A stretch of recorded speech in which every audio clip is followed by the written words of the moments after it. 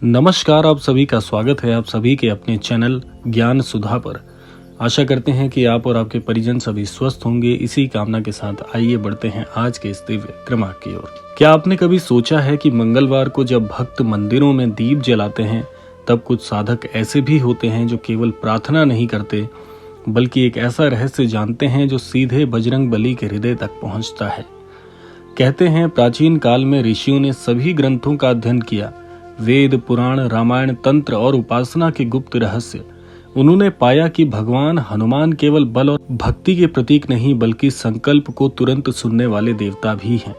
लेकिन प्रश्न ये है, क्या सचमुच हनुमान जी से सीधे संवाद किया जा सकता है? अगर आप तक भी आज का ये क्रमांक पहुंचा है तो बड़े ध्यान से इस क्रमांक को सुनिएगा, क्योंकि क्रमांक के ठीक अंत में जिस बात को आप ज्ञात कर पाएंगे उससे आप अपनी हर मनोकामना बहुत ही कम समय में श्री हनुमान जी के आशीर्वाद से आसानी से पूर्ण कर सकते हैं।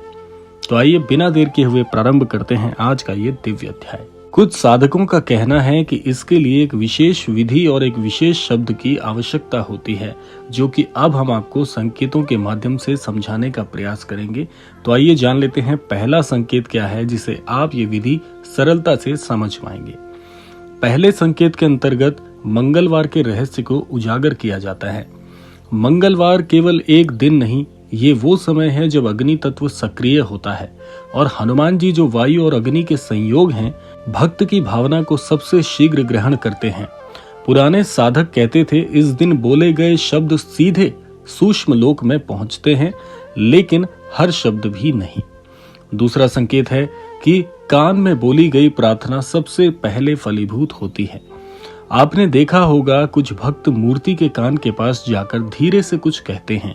लोग इसे सामान्य मानते हैं, परंतु तांत्रिक उपासना में इसे श्रवण संवाद कहा जाता है, क्योंकि मान्यता है जब भक्त कान में बोलता है तो वो शब्द मंत्र की तरह कंपन बनकर देवता तक पहुंचता है।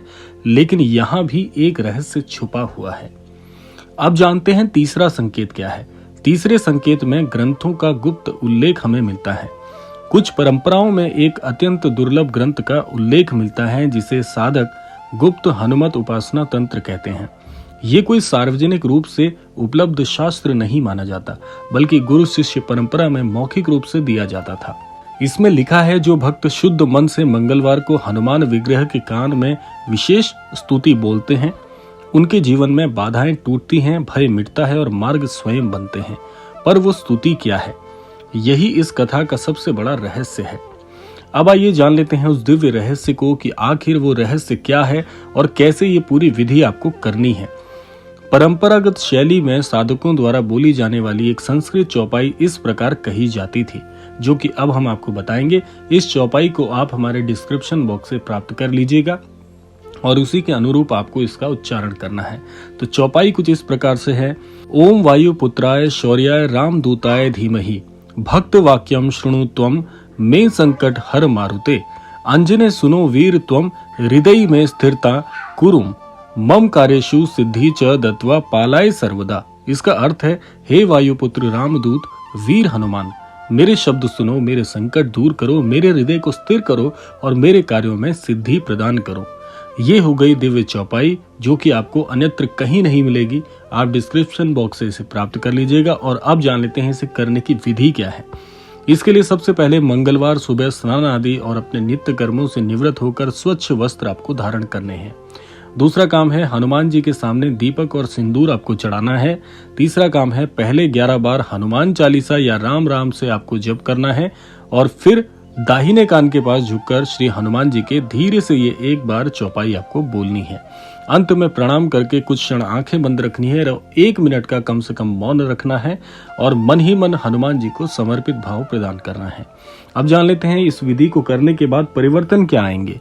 परिवर्तन है, इसकी परंपरा कहती है कि मन का भय धीरे धीरे आपके कम हो जाता है, सारे रुके हुए काम आपके बनने लगते हैं, नए मार्ग प्रशस्त होते हैं, आय के नए स्रोत आपको मिलते हैं, हर प्रकार की पीड़ा, हर प्रकार के कष्ट आपके पूरे जीवन से बाहर जाने लगते हैं और आपका आत्मविश्वास बढ़ता है और नए नए कार्यों में आपकी रुचि बढ़ती है। और सबसे बड़ा परिवर्तन होता है कि व्यक्ति को भीतर से यह अनुभव होने लगता है कि वो अकेला नहीं बल्कि कोई दिव्य शक्ति हमेशा उसके साथ चल रही है।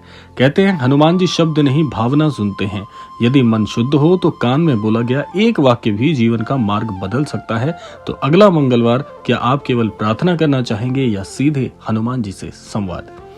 तो ये था आज का दिव्य क्रमांक। आशा करते हैं क्रमांक आप सबके लिए फलदायी होगा। इसी कामना के साथ समय आता है विदा लेने का।